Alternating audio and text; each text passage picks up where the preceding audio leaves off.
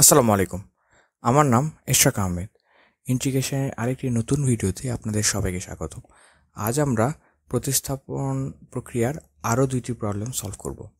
তবে চলুন শুরু করা যাক।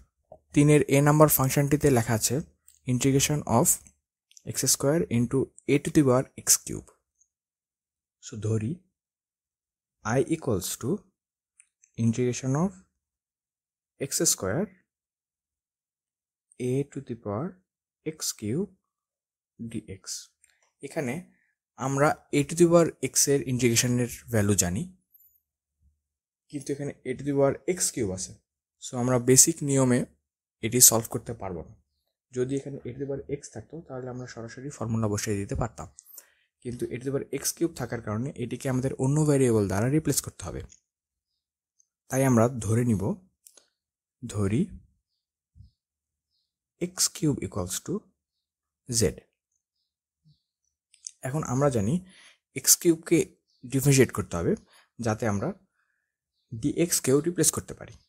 এখানে আমরা জানি x to the power n এর ডিফারেন্সিয়েশনের formula dx of x to the power n equals to লেখা যায় n into x to the power n minus one, অর্থাৎ যে ফাংশনটি থাকবে তার পাওয়ারটি সামনে গুণ এবং পাওয়ার থেকে এক বিয়োগ। যেহেতু এখানে আমাদের এক্স কিউব আছে তাই আমাদের হবে 3 ইন্টু এক্স, 3 এর পাওয়ার এক কমলে পাই আমরা 2, অর্থাৎ এক্স কিউবের differentiation 3x square dx into ডিজেডকে ডিফারেন্সিয়েট করলে ডিজেড। এখন আমরা অরিজিনাল ফাংশনটি রিপ্লেস করব। তাহলে আমরা পাই ইন্টিগ্রেশন অফ এ এক্স কিউবের ভ্যালু হচ্ছে z e to the power Z, এবং ডিএক্স এর পরিবর্তে এক্স স্কোয়ার ডিএক্স, এখানে এক্স স্কোয়ার ডিএক্স এর পরিবর্তে আমরা লিখতে পারবো ডিজেড ডিভাইডেড বাই 3। তার মানে এখানে ডিজেড এবং এইখানে 1/3। আমি আবার বলছি, আমাদের কাছে এক্স স্কোয়ার ডিএক্স আছে, সো এক্স স্কোয়ার ডিএক্স এর পরিবর্তে লিখবো ডিজেড, এবং যেহেতু এখানে একটা 3 আছে তাই সেটা ওই পাশে গেলে ডিজেড ডিভাইড বাই 3 হয়। তো এখানে ডিজেড এবং 1/3 কনস্ট্যান্ট হওয়ার কারণে এটি আমাদের ইন্টিগ্রেশনের বাইরে থাকবে। তাহলে আমরা লিখবো i equals to 1/3 a to the power z এর ইন্টিগ্রেশন হয় a to the power z divided by ln a plus integral constant c। আমি এখানে ফর্মুলাটি লিখে দিচ্ছি a to the power z d z. Integration of a to the power z ডিজেডকে আমরা লিখতে পারি a to the power z divided by ln a plus integral constant c। ইন্টিগ্রেশনের এই ফর্মুলাগুলো নিয়ে আমাদের ফার্স্ট ভিডিওতে আলোচনা করা হয়েছে।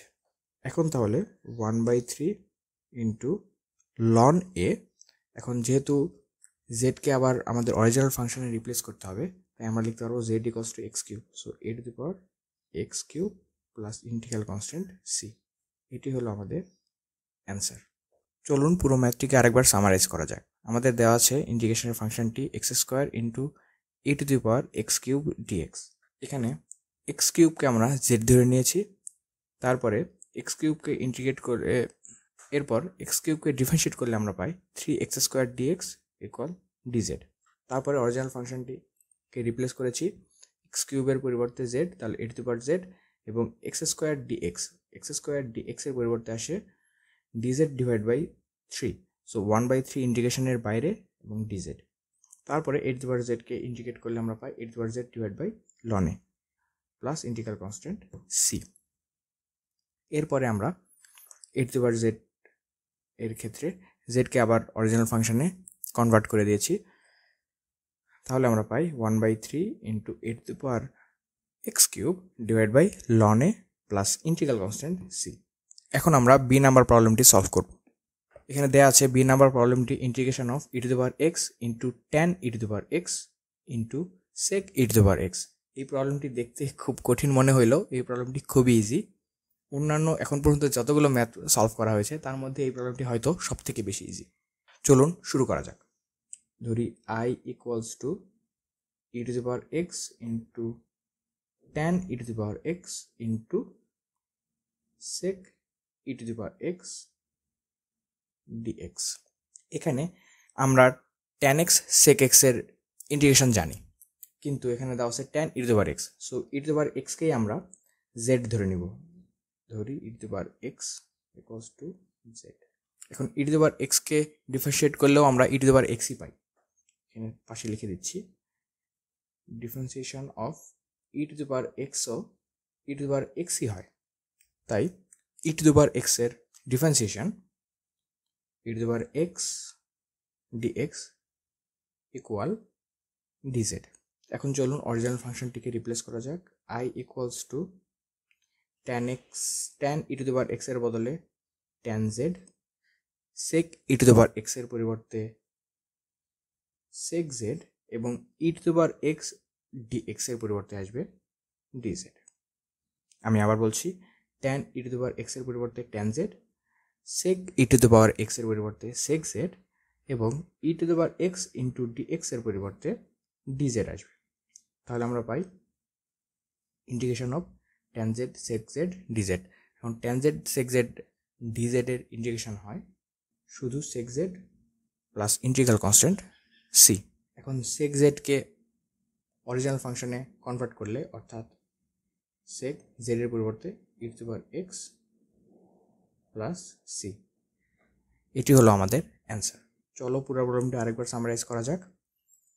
আমরা e to the power x tan e to the power x sec e to the power x dx এর ক্ষেত্রে e to the power x কেই z ধরে নিয়েছি, তারপর একে ডিফারেন্সিয়েট করলে আমরা পাই e to the power x dx equal dz।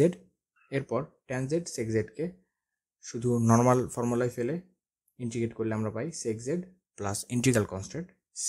তারপর z কে আবার অরিজিনাল ফাংশনে রিপ্লেস করলে পাই sec e to the power x plus c।